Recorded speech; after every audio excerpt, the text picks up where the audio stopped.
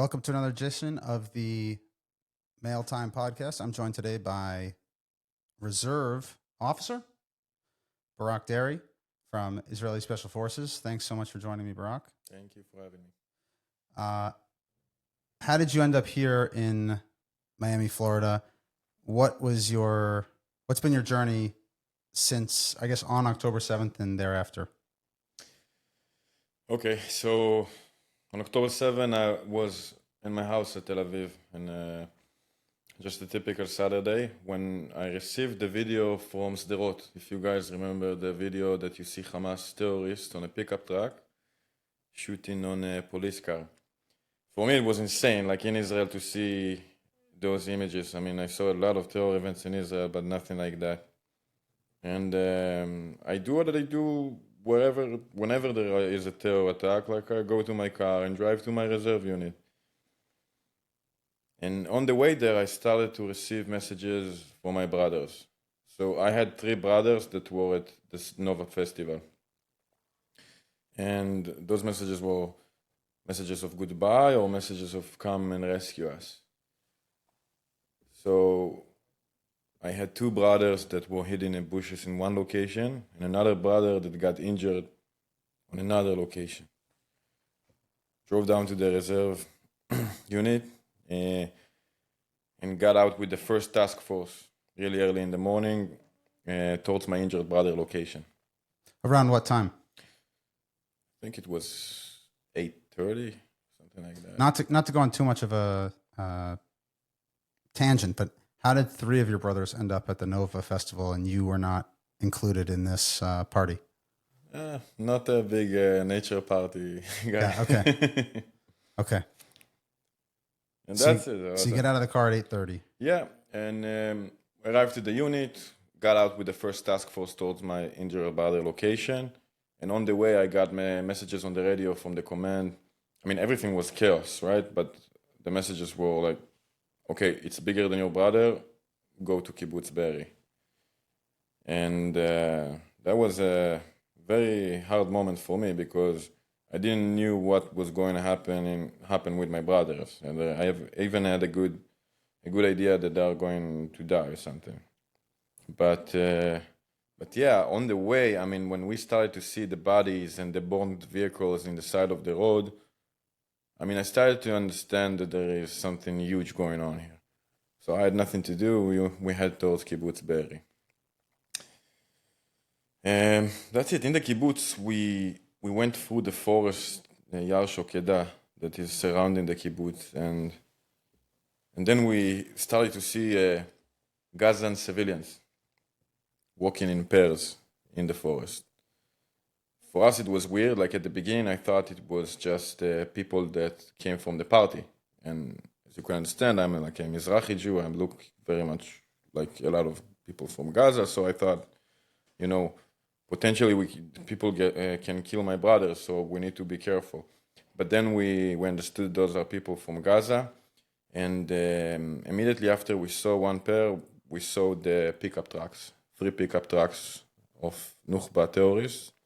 Now, we were in an armed vehicle, Zeev, big one, 20 plus soldiers. And they started to shoot in us with machine guns like PK, rifles, everything. And they got the car, the brakes were out of use, and the car was like, the glasses were bulletproof glass, but they were all shattered from the bullets, from the amount of bullets.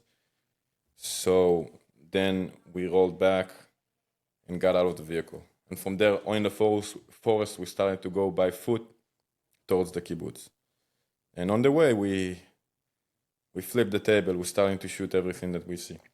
And Was that an order that was given? Because I know there was a mention now in the reports that have come out about some sort of like the Hannibal directive or Hannibal. Is that something that had been mentioned or passed down?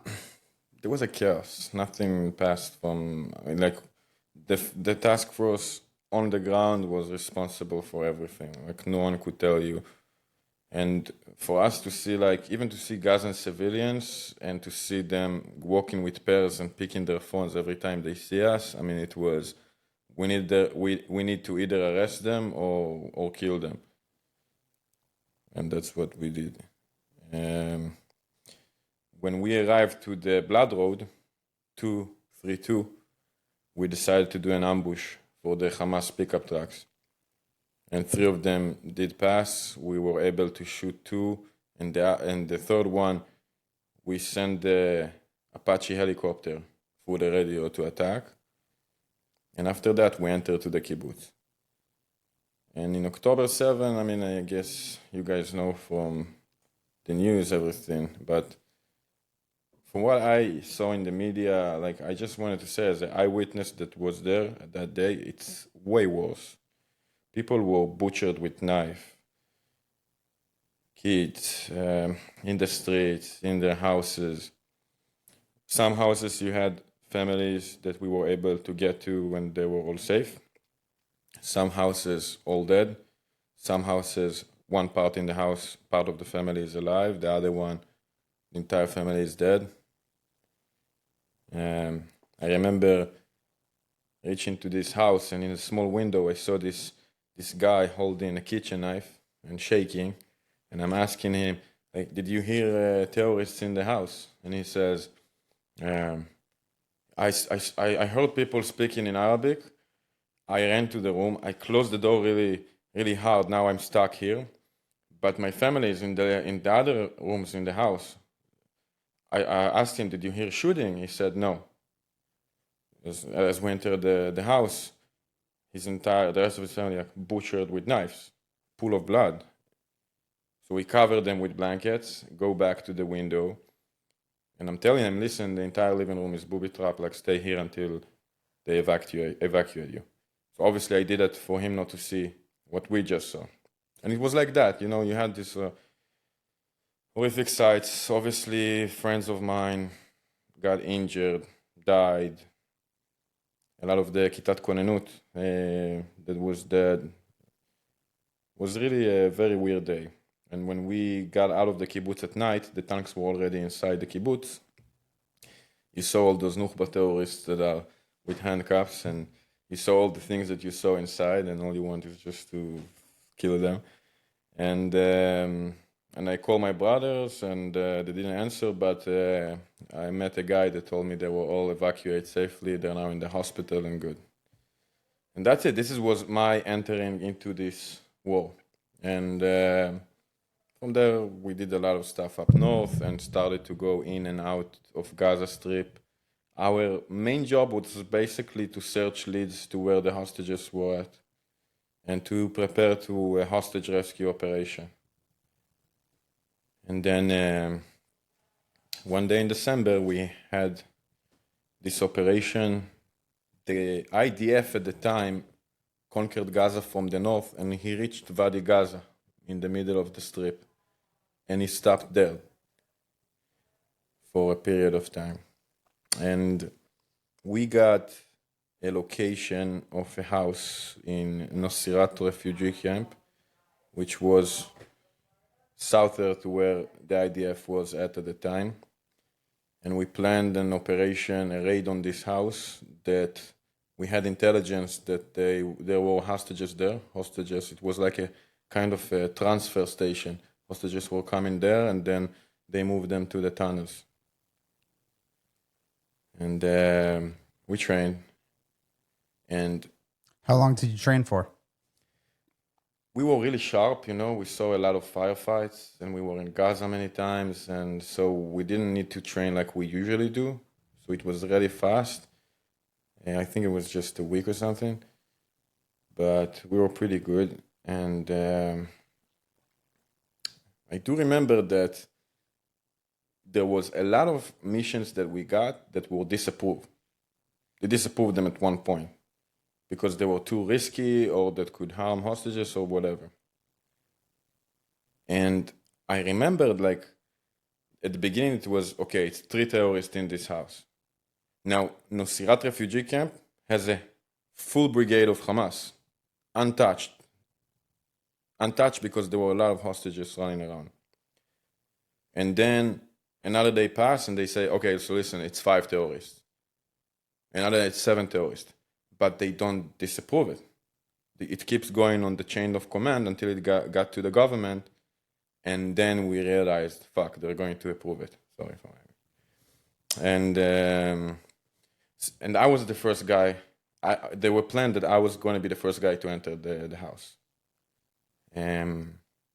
What's that like, thinking that you're going to be the first person to encounter radical terrorists that would not only like to kill the hostages, but would also like to kill you? Yeah, so definitely in hostage rescue operation, the idea goes that you risk to accomplish the mission, it's okay to risk your own life. Like it's part of the job if you die to rescue a hostage. And for me to be the first guy at a house like that full of terrorists, there is a compound of luck that you need inside. It's not just skills, because we are better than them, no doubt, even in October 7. But firefights is not a chess match. It's not a technical thing, There is a luck compound in it, especially when you're surrounded by this hostile environment. So I had a good idea that I'm either going to get injured or worse. And at the time, my baby girl, I have a daughter, and she was 1.5 years old. And for me, mentally, to prepare, I took some sheets of paper and started to write for her letters, one for every birthday until she turned 18. And then I wrote another one for her wedding day. And it was kind of my way to set my affairs, like to get everything done and go to this mission ready. And it did help me a lot. Middle of the night, we got into Gaza, got to this house, everything went as planned, put explosions on every corner in the house, and as I was entering, going up a small staircase to the main door, starting to get bullets above me. I'm shooting at the door, and for my bullets, I shot the cylinder as well, and the door was open. Next thing is that we send the dog in. The dog deflect the terrorist bullets. The terrorist shot the dog. I shot the terrorist. And from there, I'm getting super heavy fire from the inside of the house. But for me, as the first guy at the door, if I'm not, in my mind, if I'm not entering right now, no one is going to enter. So for me, this is the moment, okay, I might not make it. And what's going through your head at that point? That you have to push through and you have to make it? Or that perhaps it just wasn't meant to be? It was so fast. I just say, enter the house, get in. If you're not getting in, no one get it. And so I don't remember, there wasn't overthinking. It was really seconds, even less. And then bullets flying everywhere, and I have no idea how nothing hit. And there are 2 internal doors. And we are entering. My friend go to the left door. He get bullet in his arm, and now he can't function anymore, so he goes out. So now there is a door that we're exposed to. And I'm opening with the shotgun the right door, and I put my barrel inside, and I see 3 terrorists, and we're starting to have this fire exchange. And the next thing I hear is a grenade scream.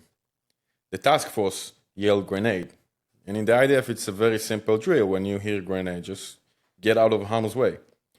So for them, it's to get outside of the house. It's a very small house. For me, and my friend behind me, I have terrorists on site. We can't go nowhere. And it's a matter of 3 seconds and a big explosion, sending me jumping in the air. And when I hit the ground and kind of waking up, seeing my legs jumping.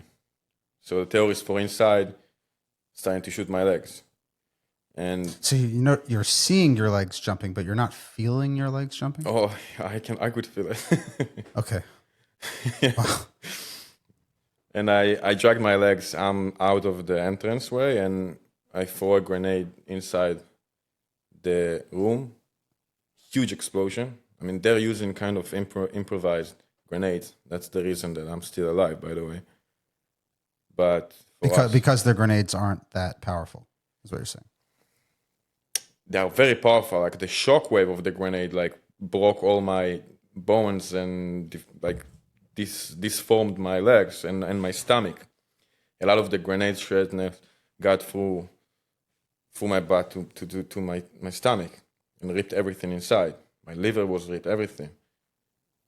And as I threw my grenade, somehow I managed to throw it in, and huge explosion, and then I could hear them dying. Like one even was crying, and you can hear like the last breath.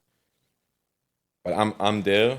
There is another terrorist in another room. Pool of blood, like I remember, like pool of blood, and every leg is in a different location, and my stomach is in so much pain, and I'm trying to crawl, and I can't go nowhere.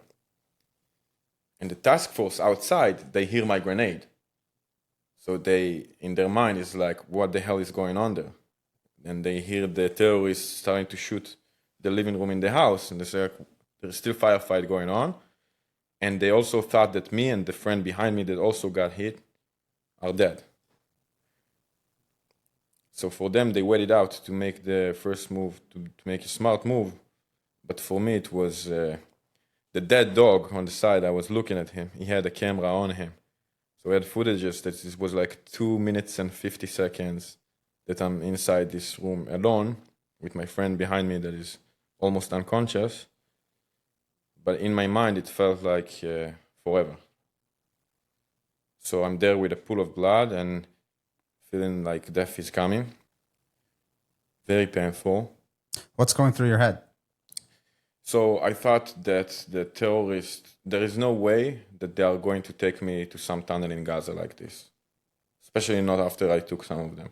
And so for me, the next thing is to commit a suicide.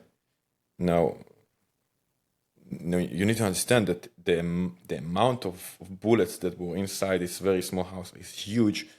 That my main weapon, the barrel got a bullet in the barrel. Like I had a bullet, so I couldn't use the big rifle. So, and I had a pistol that I have no idea why I took it to the operation. Like, and I put it like in a very weird way with the clips and everything. And I felt like so thirsty, and like I didn't have any blood in my body. And I tried to lift my hand to pick it up. And thank God I wasn't able. Like the next thing I happened that I lost my conscious, and the task force outside gave suppressing fire and pulled us out. But the feeling I had is very strange. Until this day, I'm really struggling to understand it. But it was very painful. But I felt like I was exactly where I was supposed to be. I wasn't afraid. And I have no problem. I was afraid many times in my life. I have no ego. I can definitely say when I'm afraid, I was afraid before the operation. Obviously, I was afraid in bed. But at that moment, when I had certainty in death, I had zero fear. Zero fear. And it felt like I'm right where I was supposed to be. And did you think about your daughter? Honestly, no. No. I have no idea. It was a feeling that I never felt in my life. And I just felt a very weird calmness. Painful. Painful as hell. But calmness that I can't explain. So the team outside gave suppressing fire and pulled us out. Unfortunately, I woke up when I was outside of the alley, of the house in the alley. And I'm saying unfortunately because it's very painful. Really painful, yeah. And from there, they dragged us to vehicles, and from there to the helicopter. At the helicopter, the medical team had to deal with 6 wounded guys. Me and my friend were severely injured. And for me, because I lost so much blood, my conscience were in and out, and they have limited amount of resources, right? The medical team. And they need to gamble who's going to make it. Not to gamble, to make the smart decision, but a tough one. And the one that are in a really bad condition, like myself, say, okay, this guy's not going to make it. So they put me on the side of the helicopter with the body of the dog. And from there to Soroka Hospital. So they assumed that you were going to die. Yeah. Yeah. How bad does your situation have to be if they're going to assume that you're going to die? That has to be almost above a 99% certainty. I wasn't vital, but I didn't had they almost switched the entire blood in my body. They gave me like 12 ampoules, which is what we have in our body. So I was the last of blood and arteries that were ripped in the thighs, and the bones and everything were out. It was nothing, but the severe damage in my stomach, they thought that I'm going to bleed to death internally. So when I got to Soroka Hospital, though, I lost it already. Like I was out, and for a period of 7 days, they fought like to keep me alive, and they succeed. But when I woke up, I was ripping the tubes and hitting the nurses and the doctors because no one told me the fight was over. Usually when you go to medical evacuation, they tell you in the helicopter, listen, so now the fight is done, now we move to medical treatment. So people will let the brain works also, to give you okay, you don't need to be in a fight mode anymore, now we are here to... Did you think maybe you were being taken care of by Hamas or something like that? I was so drugged then, honestly, people tell me that I hit it. I don't remember that, right? But wow. So they put me back to sleep, and the next time I woke up, that I do remember, I was tied to the bed. They tied me to the bed. And then they explained the situation to me. But even then, it took me like 2 months to fully understand that I'm alive. It was very weird and very difficult situation. And I experienced so much pain during this recovery. Until this day, but at the beginning it was terrible. But the mental part was the worst because I couldn't understand if I'm alive or dead. I was still in that room in Gaza, and this feel of confidence, of certainty in death is coming to you now. My mind had a lot of difficulties getting out of this. But eventually, 27 surgeries after and stuff, things starting to get better.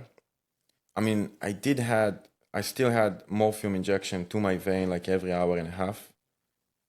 A lot of pain, like I couldn't listen to a song or talk to someone. It was constant pain all the time. But it started to get a bit better, like the bones a bit started to heal. A lot of the irons, like everything started to put me together. Then I was diagnosed with PTSD, obviously. And a year after, I was able to walk on crutches and get out of the hospital.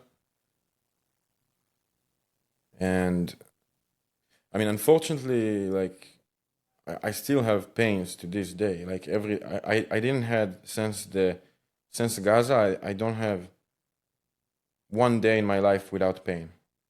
It's like everywhere. When I wake up, when I go to sleep, when I have stress, every pain is all the time. And I'm disabled for life. I don't have a joint in my right ankle. With irons everywhere. My stomach is in very bad shape. Like I can't digest all the foods, and I have struggling with a lot of stuff. And the PTSD that sometimes I experience, it's really bad, right? But I always say that the injury is the best thing that ever happened to me. The best thing that ever happened to me. I think that this year of reflection, this, the things that I realized, all the bullshit that we deal with in our life, most of the time we deal with the unimportant things, which, fine, like you need to do sometimes stuff that are unimportant, but the things that we are taking to our hearts, that's crazy. There are only very few important things in life, and I do believe that we all share them. It's love, it's family, it's your beliefs. I'll tell you something. Yeah. When I go through anything that might be difficult in whether that's business or personally, I think about people like yourself and others that have given so much. And I was on the golf course 2 weeks ago and talking to someone and don't do so well. And I said, thank God I'm out here. I'm walking. I'm able to participate. It's a very unimportant thing. And there's people like yourself who gave and continue to give so much. So all of these things that are not actually important, that we think are important before it's really become crystal clear, and people like yourself are exemplars to everybody. There are people that hear your story, see it, and they really are changed forever. Yeah. You mentioned your daily struggle. Is your daily struggle more physically or mentally? I think it's more physically. Mentally, I think I'm in a better shape than I was before the injury. It's just everything changed, it's just everything is more slow, the pains we talked about. But it's fine, I'm getting used to it. The only problem you go from being special forces to not being able to run. Not be able to do, but it's fine, it's just part of life, it's just one day I would experience, I guess, being kind of, you're getting old, you're getting a bit of disabled, right, in many things. For me to experience this in young age, it's not the best case. And very suddenly. You hear about that in athletes a lot. If it's very sudden, if you're a soccer player, you might lose your skills over 5 to 7 years. But if you all of a sudden one day can't do it, that's a different. Yeah. But it's fine. Life is not fair. No one says that life is fair, but it's fine. You're getting used to it. The only problem sometimes is that you compare yourself to the old you, But things have changed, different circumstances. Now, the acceptance part is very important, because there was a period of time that I was, fighting everything, trying to search for doctors to save them. At one point, I got too many no's, and I understand, like, okay, Barak, this is the new life, accept it, and trying to live happily with it. That's it. I have 2 questions for you before we close here. One, has your perspective on the October 7th day itself changed now that some of the results or the inquiries have become public? For example, something that came out just at the end of last week was that the Air Force had bombed a target near the Nova Music Festival near Re'im at 8:02 in the morning. But at 8:02 in the morning, the Air Force didn't know that the Nova Music Festival was even happening. So when you're getting directions to leave your brothers and to go to Beirut, there's a somewhat decent chance that a good portion of the army didn't even know that your brother was there. So has your perspective changed at all with these investigations coming out? I think there's going to be a lot of noise and, a lot of blaming, like mutual blaming games and stuff like that. I don't get into too much. For me, I was lucky to be one of the people that were the first line of fire. Sometimes we were able to save life, and sometimes we failed. And the failed is obviously massive, right? But a lot of people lost their lives, that day. So obviously the IDF failed, we need to say it, right? But I like, for example, I saw the tahkir on Kibbutz Be'eri. So many untruths in it, so much, I'm reading it and I'm like, why did they write this? And then I decided, okay, this is above me, like, let other people play the politic games. And I met a lot of brave people, but at the same time, I also feel responsible because I was part of the IDF, even as a reserve officer, and we failed to save lives. I wish everyone would share your feeling towards being radically accountable and being transparent about it. I think it would be better off, especially, you mentioned the Beirut report. I can't tell you how many people I've spoken to that were there that have not even the same criticism, but there are so many criticisms because it just wasn't the complete picture. And there were other angles that needed to be highlighted. And I hope that the IDF learned from the mistakes of the Beirut report and that the other reports are more complete. And there is less politicking. I think the radical accountability would be really beneficial. But there is also one thing that is missing there that I do want to say about it. It's the human factor. When you're trying to understand things and and look at it under the nouns in a very cold point of view, you will never be able to understand how we felt, at that moment and what made us do this move and not that move. It's just like this movie Sally on the Hudson, when the plane landed in the Hudson and they tell him, why can't you just land him in LaGuardia? And when they give, and all the other pilots on the simulator succeed landing it, and once they give more pressure and stuff, everyone crashed the plane. I think that the human factor is very important. We were facing death everywhere. Right. And by the way, you didn't even realize how much you were facing death. Yeah. That's the thing. Because now, as you do more investigations, it was even stronger and the exposure was even worse. And, specifically, we're talking about the Beirut report, when they commented on Shell Dog and if they abandon civilians, my point I made to people was they just they go into Beirut, everyone's in complete shock. They take an RPG, one of their teammates is killed, and another person is barely hanging on, and they're trying to regroup so they can go back out. That's not abandonment. That is trying to strategize. So I'll tell you something. I was with this team with Sheldag that day. And this is a team that just finished training. And yeah, one of their guys was severely injured. The other one got killed. And those people are like best friends, friends for life. And they experienced that. And I can tell you those people were the bravest guys that I ever seen. And they fought like hell. And they advanced inside, like towards bullets firing everywhere. And yeah, obviously we could have go faster here or faster then, but I mean, the risk that they took, they risked their own life like so many times that I've seen, and those are brave bunch of guys. Like exactly, and it's not, and you can't ever go and challenge someone on the basis that they were being cowards from that perspective. They weren't running away. They were just saying, we have to reset, focus, and get aligned.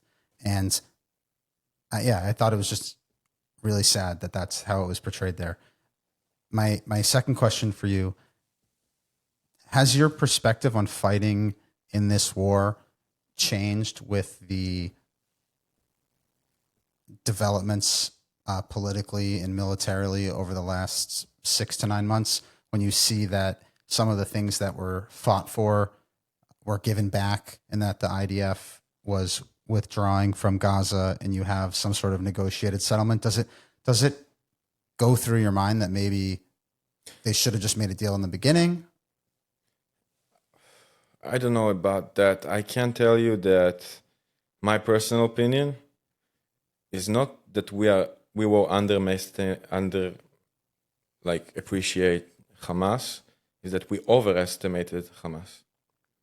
We overestimated Hezbollah. It's not necessarily a popular opinion, but I think that if we weren't overestimating them, once we see a training to conquer a kibbutz, a Hamas training, we would blow them up. Once Hamas is shooting one missile toward Shlomi or toward one of the north, we're saying we're going to bomb Beirut.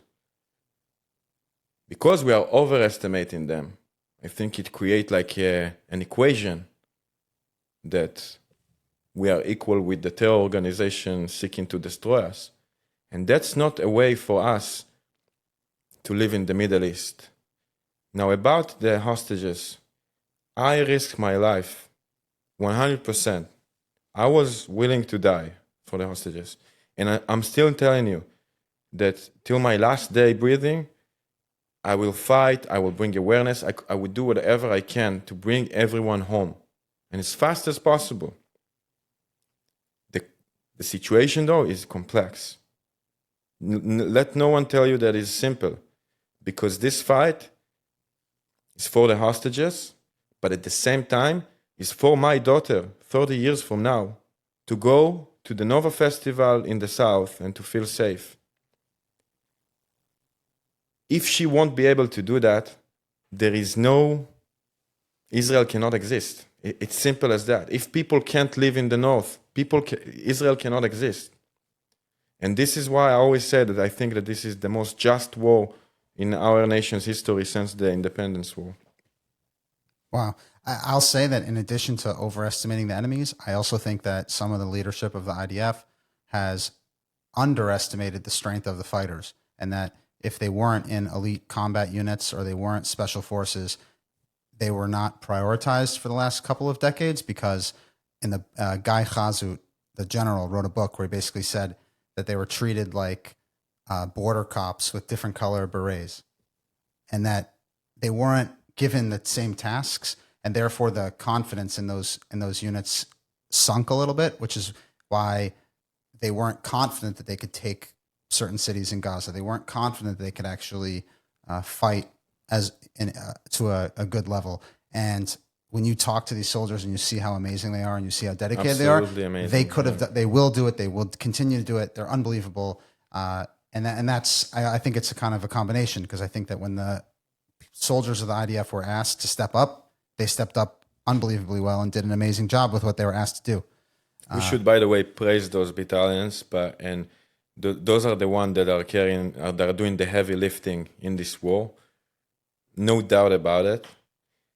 Also, I think there is a message here to society, a society that uprising technology units, and which definitely are very important in this fight, but I think we forgot some of the values of those soldiers, those warriors in combat duty in the battalions, that we as a society should honor them. We should understand that they're bringing values also to the workspace after, that we as a society should appreciate so much.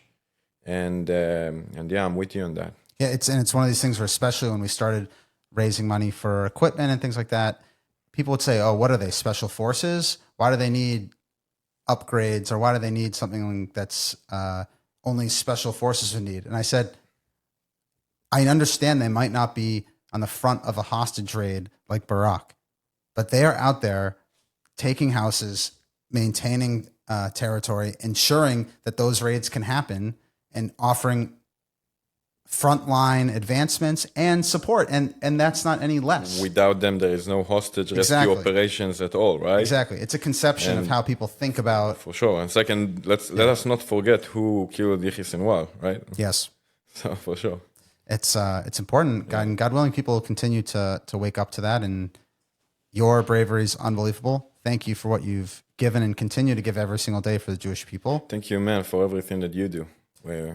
Trying our best from here. Listen, it's funny. You're a year older than me, and you have much harder job than people here that are just trying to assist in whatever way we can. But it's a team effort, because we could bring awareness, raise money, whatever it might be, but if there aren't people on the front lines like yourself, it's really for nothing. So yeah, it's a partnership, but you definitely have a much bigger ask and a bigger responsibility, and Jewish people for the rest of time are thankful for what you've done and continue to do. So thank you. Thank you. Stopped. Perfect. Dude, I can't even tell you how many times even the army said that. Amir Yadi.